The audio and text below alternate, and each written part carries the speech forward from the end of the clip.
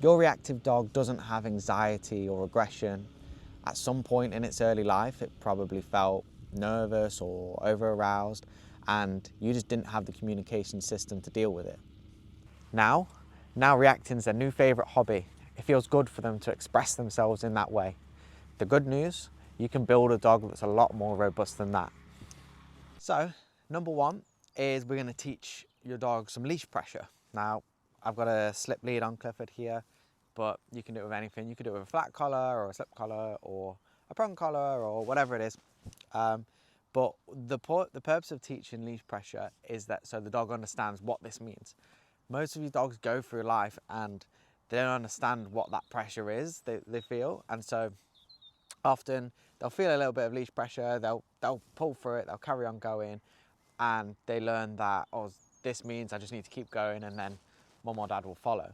But we want to teach them that they feel a little bit of leash pressure, and it means we're going to give them an instruction. It means you need to pay attention and come back to me. So how we're going to do this is we are going to give your dog a little bit of pressure on the lead, and then as they turn to come back towards you, you're going to give your terminal marker, which you should already have. I'll leave a link in the description on how to get that.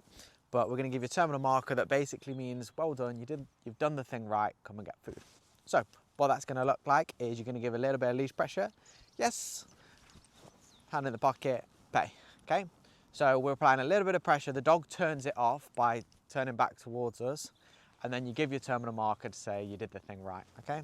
So again, a little bit of leash pressure. He comes back, turns off. Yes. Pay. Nice. Let's go again. And we can start like moving in different directions. Now he's done this a few times, so he's gonna try and catch me out anyway. And so he's already gonna be looking to move when I move because he understands it really well. But as your dog comes out in front, a little bit of pressure, he turns it off by coming back. Yes, hand in the pocket, pay. Now, as your dog starts to get a little bit wise to it and he's like, oh, I'm gonna follow him anyway, which first of all is what you want. You want him to be sort of checked into you anyway. So that's never gonna be a bad thing. But also we're gonna start making it like a little bit of a game. So I'm gonna try and fabricate the pressure a little bit by catching him out, by holding the lead a little bit further down when I do it. If he catches me out and turns before I've had a chance to give him a little bit of pressure, then we'll still give our terminal marker and we'll still pay him anyway. But if I give him a little bit of pressure, he knows what to do. He has to come back, turn it off, and then he'll get his terminal marker. So let's go again. So I'm gonna step back, give a little bit of pressure. Yes. Ah, good boy. Pay him. So if I was to step back and he'd already done it, yes, still give him his terminal marker. Nice. Once you start moving back, make sure you commit to it. Ah, good. Yes. And keep moving back so he's got something to target. So again, if he's sniffing in the grass, like a little bit of leash pressure, he turns it off by coming back. Yes. Hand in the pocket, pay. Just do a couple more. So I'll throw a bit of food out. Get it? Wow, so a bit of pressure. Yes. Hand in the pocket, pay. Get it? Get it? If he can find it. If not, I'm going to give him a little bit of pressure anyway on the lead. Commit to it. Yes. Nice. Good boy. So we're teaching him that he feels pressure. You're committing to it anyway, so he's got to come back. It's obligatory. And then he turns his head and we say, yep, you're doing the right thing. Come and get food. Let's do a couple more so you can see. Get it? Get it? Get it? So a bit of pressure. Yes. Nice. So number two is adding a little bit of controlled stress into your dog's day-to-day life. Something I'm really big on because like most of your dogs, especially if they're a little bit nervous or reactive, have probably never had to deal with any sort of stress and get over it. And so then when something inevitably stressful happens, like a dog runs over and gets in their face, or a person comes up and makes them jump from behind, then like they just don't know how to deal with it, and then that's where things spiral from there. So there's a few different ways you can do this. Let's go this way. But something I like to do is just make the dog like get on something or walk on something that they don't want to. You know, there's nothing crazy. I'm not making them walk over spikes or fire, but just having him do something that he's a little bit unsure about, and just getting him through it. And he realized, oh, I didn't die from that. It was all right. I'm going to be able to get through this next time. And all that, his like ability to deal with stress then just compounds. So, something I like to do, come here, put a lead on, excuse my broken slip lead. You can make them clever, go touch. Ah, good man, yes, good. Have a preloaded terminal marker. Again, you all know there's a free link to that one. Come this way. Just like, he's dying to get on. But again, in the beginning, Clifford go touch, you're gonna have to use what you learned in number 1, like a little bit of leash pressure to help them get through this. So make sure your dog has a good understanding of the leash pressure first. Break, break, good boy. Ah. Yeah, so yeah, your dog's gonna have to have like a good understanding of leash pressure because you're gonna have to help them to begin with. So make sure you do number 1 first. Go touch. Wow, clever boy. Go touch. Wow, go touch. And again, like even him, who's done this a couple of times, you can see like he's a little bit unsure about it. It's really good. And then so, Clifford, go touch. Come on, go touch. Ah, yes, good boy. Make sure you have a preloaded terminal marker. Oh, to make it nice and rewarding for him when he's done it. Good man. Oh, go touch. Yes, go. Clever, clever. Good man. Do one more. Clifford, go touch. Oh. Go touch. Good boy. Clifford, go touch. Clifford, go touch. Again, like a little bit of leash pressure to help him get on. Clifford, go touch. Good, nice, clever man. He's a super boy. Yes, good boy. Good man. And yeah, so giving him a little bit of leash pressure, helping him get through it. He realizes I've not died. It's all right. And then again, like his ability to cope with stress compounds. And then when something does happen, which is inevitable, because you know everyone likes to let their dog off lead and they don't have a recall, so it's bound to run up in your face. And he's like, oh, I can deal with it now because I know how to deal with stress. Cool.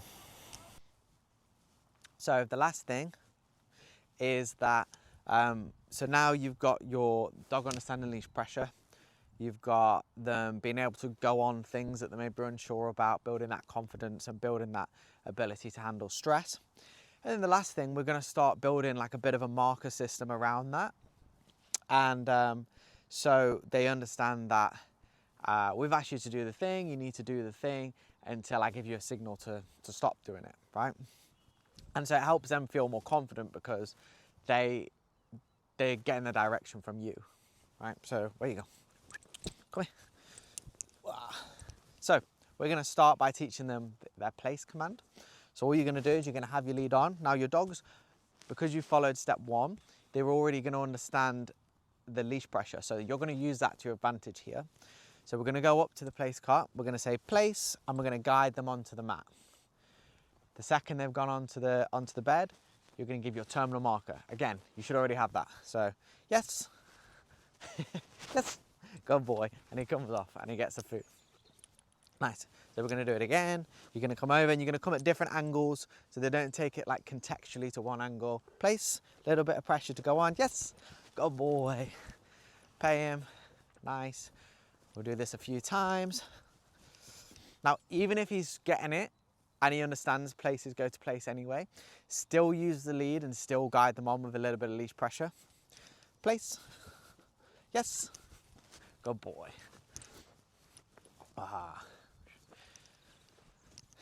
And then once we're sort of getting that good, we're going to start adding in some duration to it, right? So we're going to say place. Then we're going to test out, like most of your dogs are going to want to jump off at this point. If they do jump off, You're not going to tell them place again. We're just going to say and put them back on the bed.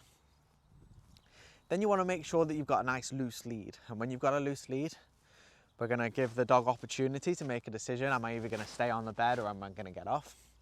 Got a nice loose lead. We're going to give our duration marker. So that's going to be the word good. So nice loose lead, we're going to say good, hand in the pocket, pay. Then we might step away, just make sure he's not coming off. For you guys that maybe your dog's a little bit more advanced, we can like chuck some food on the floor or something like that, make sure they're not going off to get the food.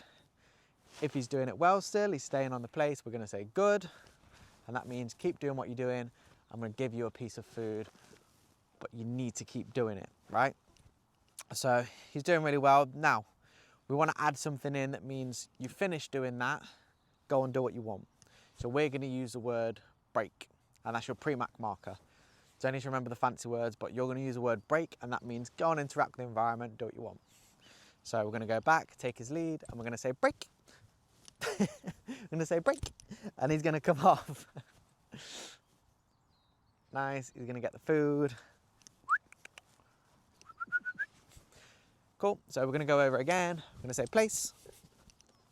Yes, good boy. So now we can start differentiating our markers a little bit and testing out what he knows. So we're going to say place, guide him on, yes. Wow, good boy. Yes means come and get food.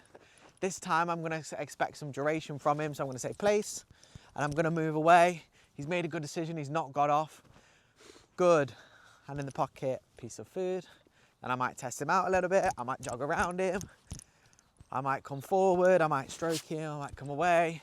He's still not got off, brilliant. So I'm going to pick the lead back up and I'm going to say break, good boy.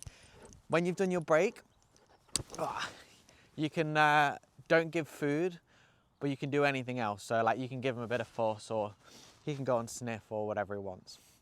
So that's a really quick introduction to having your dog do something that maybe in the beginning they're uncomfortable about, and doing something that they're uncomfortable about, and then giving them a nice communication system around that to help them feel confident in taking direction from you. As a bit of a recap then, first of all, you want your dog to understand leash pressure. Second of all, you want to be able to add a little bit of controlled stress in your dog's day-to-day life, just to help them deal with like the inevitable stress when it does happen. And third of all, you want this nice communication system to help guide them through it. Make sure you subscribe to see all the rest of the videos, and we'll see you soon.